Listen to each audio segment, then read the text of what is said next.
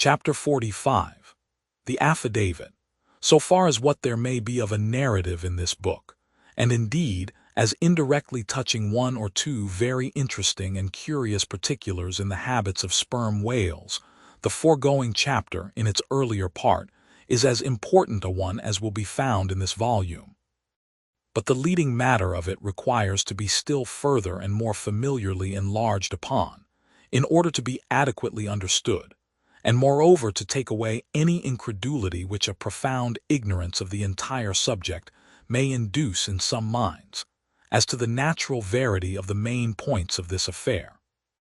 I care not to perform this part of my task methodically, but shall be content to produce the desired impression by separate citations of items, practically or reliably known to me as a whaleman. And from these citations, I take it, the conclusion aimed at will naturally follow of itself. First, I have personally known 3 instances where a whale, after receiving a harpoon, has effected a complete escape, and after an interval in one instance of 3 years, has been again struck by the same hand, and slain, when the 2 irons, both marked by the same private cipher, have been taken from the body. In the instance where 3 years intervened between the flinging of the 2 harpoons, and I think it may have been something more than that, the man who darted them happening in the interval to go in a trading ship on a voyage to Africa, when ashore there, joined a discovery party, and penetrated far into the interior, where he traveled for a period of nearly 2 years, often endangered by serpents, savages, tigers, poisonous miasmas, with all the other common perils incident to wandering in the heart of unknown regions. Meanwhile, the whale he had struck must also have been on its travels. No doubt it had thrice circumnavigated the globe, brushing with its flanks all the coasts of Africa, but to no purpose. This man and this whale again came together, and the one vanquished the other. I say I myself have known 3 instances similar to this. That is, in 2 of them I saw the whales struck, and upon the second attack saw the 2 irons with the respective marks cut in them, afterwards taken from the dead fish. In the 3-year instance, it so fell out that I was in the boat both times, first and last, and the last time distinctly recognized a peculiar sort of huge mole under the whale's eye, which I had observed there 3 years previous. I say 3 years, but I am pretty sure it was more than that. Here are 3 instances, then, which I personally know the truth of, but I have heard of many other instances from persons whose veracity in the matter there is no good ground to impeach. Secondly, it is well known in the sperm whale fishery, however ignorant the world ashore may be of it, that there have been several memorable historical instances where a particular whale in the ocean has been at distant times and places popularly cognizable.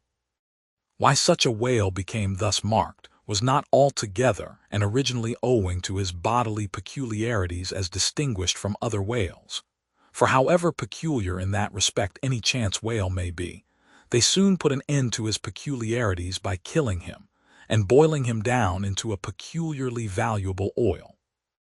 No, the reason was this, that from the fatal experiences of the fishery there hung a terrible prestige of perilousness about such a whale as there did about Rinaldo Rinaldini, insomuch that most fishermen were content to recognize him by merely touching their tarpaulins when he would be discovered lounging by them on the sea, without seeking to cultivate a more intimate acquaintance. Like some poor devils ashore that happen to know an irascible great man, they make distant, unobtrusive salutations to him in the street, lest if they pursued the acquaintance further, they might receive a summary thump for their presumption. But not only did each of these famous whales enjoy great individual celebrity, nay, you may call it an ocean-wide renown. Not only was he famous in life, and now is immortal in forecastle stories after death, but he was admitted into all the rights, privileges, and distinctions of a name. Had as much a name indeed as Cambyses or Caesar. Was it not so, O Timor Tom, thou famed Leviathan, scarred like an iceberg, who so long didst he lurk in the oriental straits of that name, whose spout was oft seen from the palmy beach of Moby. Was it not so, O New Zealand Jack, thou terror of all cruisers that crossed their wakes in the vicinity of the Tattoo Land? Was it not so, O Morquan, King of Japan, whose lofty jet they say at times assumed the semblance of a snow-white cross against the sky? Was it not so, O Don Miguel, thou Chilean whale, marked like an old tortoise with mystic hieroglyphics upon the back? In plain prose, here are 4 whales as well known to the students of cetacean history as Marius or Scylla to the classic scholar. But this is not all. New Zealand Tom and Don Miguel, after at various times creating great havoc among the boats of different vessels, were finally gone in quest of, systematically hunted out, chased and killed by valiant whaling captains, who heaved up their anchors with that express object as much in view, as in setting out through the Narragansett woods, Captain Butler of old had it in his mind to capture that notorious murderous savage Anawan, the headmost warrior of the Indian King Philip. I do not know where I can find a better place than just here, to make mention of 1 or 2 other things, which to me seem important, as in printed form establishing in all respects the reasonableness of the whole story of the white whale, more especially the catastrophe. For this is one of those disheartening instances where truth requires full as much bolstering as error. So ignorant are most landsmen of some of the plainest and most palpable wonders of the world, that without some hints touching the plain facts, historical and otherwise, of the fishery, they might scout at Moby Dick as a monstrous fable, or still worse and more detestable, a hideous and intolerable allegory. First, though most men have some vague flitting ideas of the general perils of the grand fishery, yet they have nothing like a fixed, vivid conception of those perils, and the frequency with which they recur. One reason perhaps is, that not 1 in 50 of the actual disasters and deaths by casualties in the fishery ever finds a public record at home, however transient and immediately forgotten that record. Do you suppose that that poor fellow there, who this moment perhaps caught by the whale line off the coast of New Guinea, is being carried down to the bottom of the sea by the sounding Leviathan? Do you suppose that that poor fellow's name will appear in the newspaper obituary you will read tomorrow at your breakfast? No, because the mails are very irregular between here and New Guinea. In fact, did you ever hear what might be called regular news direct or indirect from New Guinea? Yet I tell you that upon one particular voyage which I made to the Pacific, among many others we spoke 30 different ships, every one of which had had a death by a whale, some of them more than one, and 3 that had each lost a boat's crew. For God's sake, be economical with your lamps and candles. Not a gallon you burn, but at least 1 drop of man's blood was spilled for it. Secondly, people ashore have indeed some indefinite idea that a whale is an enormous creature of enormous power. But I have ever found that when narrating to them some specific example of this twofold enormousness, they have significantly complimented me upon my facetiousness, when, I declare upon my soul, I had no more idea of being facetious than Moses, when he wrote the history of the plagues of Egypt. But fortunately the special point I here seek can be established upon testimony entirely independent of my own. That point is this: the sperm whale is in some cases sufficiently powerful, knowing, and judiciously malicious, as with direct aforethought to stave in, utterly destroy, and sink a large ship. And what is more, the sperm whale has done it. First, in the year 1820 the ship Essex, Captain Pollard of Nantucket, was cruising in the Pacific Ocean. One day she saw spouts, lowered her boats, and gave chase to a shoal of sperm whales. Ere long, several of the whales were wounded, when suddenly a very large whale escaping from the boats issued from the shoal and bore directly down upon the ship. Dashing his forehead against her hull, he so stove her in that in less than 10 minutes she settled down and fell over. Not a surviving plank of her has been seen since. After the severest exposure, part of the crew reached the land in their boats. Being returned home at last, Captain Pollard once more sailed for the Pacific in command of another ship, but the gods shipwrecked him again upon unknown rocks and breakers. For the second time his ship was utterly lost, and forthwith forswearing the sea, he has never tempted it since. At this day Captain Pollard is a resident of Nantucket. I have seen Owen Chase, who was chief mate of the Essex at the time of the tragedy. I have read his plain and faithful narrative. I have conversed with his son, and all this within a few miles of the scene of the catastrophe. The following are extracts from Chase's narrative. Every fact seemed to warrant me in concluding that it was anything but chance which directed his operations. He made 2 several attacks upon the ship, at a short interval between them, both of which, according to their direction, were calculated to do us the most injury by being made ahead, and thereby combining the speed of the 2 objects for the shock. To effect which, the exact maneuvers which he made were necessary. His aspect was most horrible, and such as indicated resentment and fury. He came directly from the shoal which we had just before entered, and in which we had struck 3 of his companions, as if fired with revenge for their sufferings.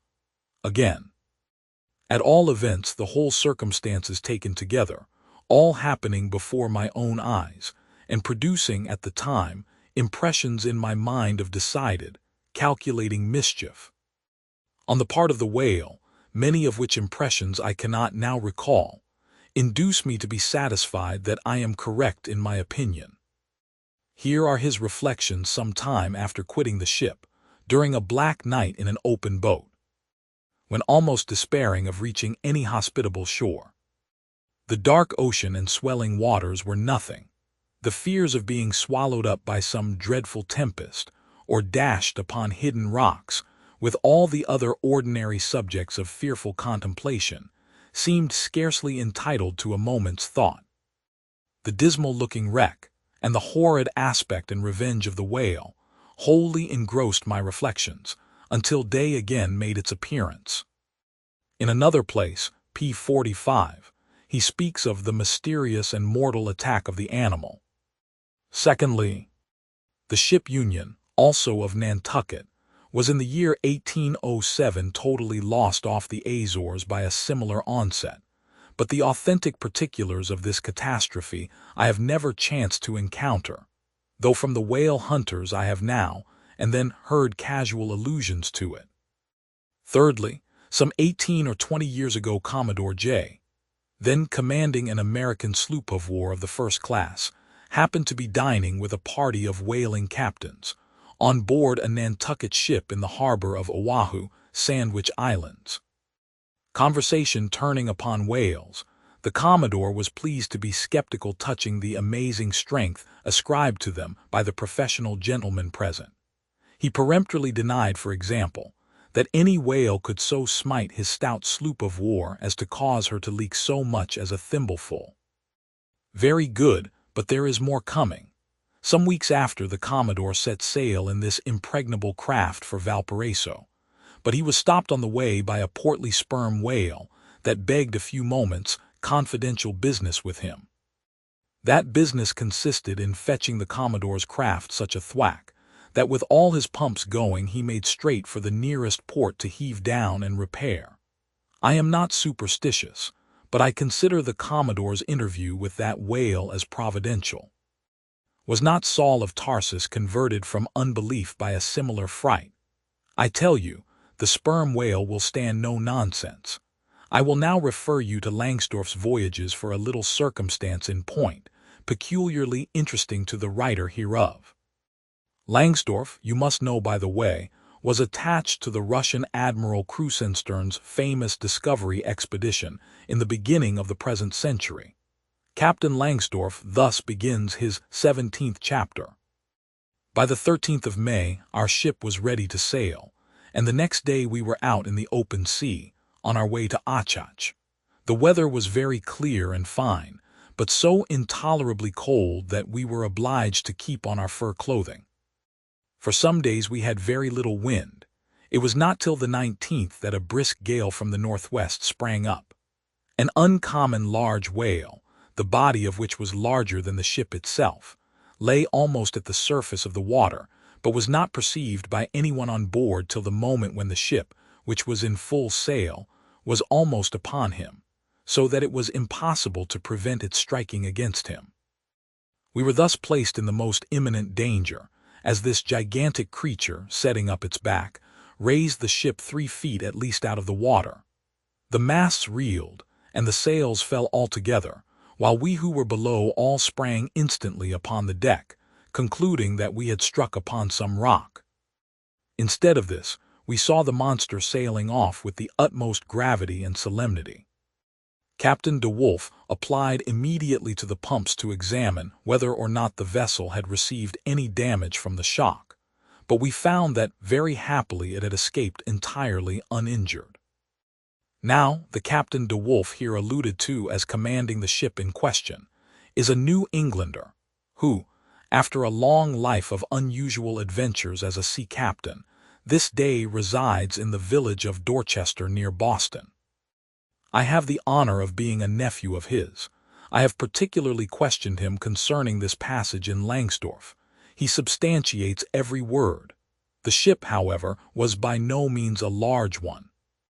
A Russian craft built on the Siberian coast, and purchased by my uncle after bartering away the vessel in which he sailed from home. In that up-and-down manly book of old-fashioned adventure, so full, too, of honest wonders, The Voyage of Lionel Wafer, one of Ancient Dampier's old chums, I found a little matter set down so like that just quoted from Langsdorff, that I cannot forbear inserting it here for a corroborative example, if such be needed. Lionel, it seems, was on his way to John Ferdinando, as he calls the modern Juan Fernandez. In our way thither, he says, about 4 o'clock in the morning, when we were about 150 leagues from the main of America, our ship felt a terrible shock, which put our men in such consternation that they could hardly tell where they were or what to think. But every one began to prepare for death, and indeed the shock was so sudden and violent that we took it for granted the ship had struck against a rock, but when the amazement was a little over, we cast the lead and sounded, but found no ground. The suddenness of the shock made the guns leap in their carriages, and several of the men were shaken out of their hammocks. Captain Davis, who lay with his head on a gun, was thrown out of his cabin. Lionel then goes on to impute the shock to an earthquake, and seems to substantiate the imputation by stating that a great earthquake, somewhere about that time, did actually do great mischief along the Spanish land. But I should not much wonder if, in the darkness of that early hour of the morning, the shock was after all caused by an unseen whale vertically bumping the hull from beneath. I might proceed with several more examples, one way or another known to me, of the great power and malice at times of the sperm whale. In more than one instance, he has been known, not only to chase the assailing boats back to their ships, but to pursue the ship itself, and long withstand all the lances hurled at him from its decks. The English ship Pusey Hall can tell a story on that head. And as for his strength, let me say that there have been examples where the lines attached to a running sperm whale have, in a calm, been transferred to the ship and secured there. The whale towing her great hull through the water, as a horse walks off with a cart. Again, it is very often observed that, if the sperm whale once struck is allowed time to rally, he then acts, not so often with blind rage, as with willful, deliberate designs of destruction to his pursuers. Nor is it without conveying some eloquent indication of his character, that upon being attacked he will frequently open his mouth, and retain it in that dread expansion for several consecutive minutes. But I must be content with only one more and a concluding illustration, a remarkable and most significant one, by which you will not fail to see that not only is the most marvelous event in this book corroborated by plain facts of the present day, but that these marvels, like all marvels, are mere repetitions of the ages. So that for the millionth time we say Amen with Solomon, verily there is nothing new under the sun. In the 6th Christian century lived Procopius, a Christian magistrate of Constantinople, in the days when Justinian was emperor and Belisarius general. As many know, he wrote the history of his own times, a work every way of uncommon value. By the best authorities, he has always been considered a most trustworthy and unexaggerating historian, except in some one or two particulars, not at all affecting the matter presently to be mentioned. Now, in this history of his, Procopius mentions that, during the term of his prefecture at Constantinople, a great sea monster was captured in the neighboring Propontis, or Sea of Marmora, after having destroyed vessels at intervals in those waters for a period of more than 50 years. A fact thus set down in substantial history cannot easily be gainsaid, nor is there any reason it should be. Of what precise species this sea monster was, is not mentioned. But as he destroyed ships, as well as for other reasons, he must have been a whale, and I am strongly inclined to think a sperm whale, and I will tell you why. For a long time I fancied that the sperm whale had been always unknown in the Mediterranean and the deep waters connecting with it. Even now I am certain that those seas are not, and perhaps never can be, in the present constitution of things, a place for his habitual gregarious resort. But further investigations have recently proved to me that in modern times there have been isolated instances of the presence of the sperm whale in the Mediterranean. I am told on good authority that on the Barbary coast, a Commodore Davis of the British Navy found the skeleton of a sperm whale. Now, as a vessel of war readily passes through the Dardanelles, hence a sperm whale could, by the same route, pass out of the Mediterranean into the Propontis. In the Propontis, as far as I can learn, none of that peculiar substance called brit is to be found, the aliment of the right whale. But I have every reason to believe that the food of the sperm whale, squid or cuttlefish, lurks at the bottom of that sea, because large creatures, but by no means the largest of that sort, have been found at its surface. If then you properly put these statements together and reason upon them a bit, you will clearly perceive that, according to all human reasoning, Procopius's sea monster, that for half a century stove the ships of a Roman emperor, must in all probability have been a sperm whale.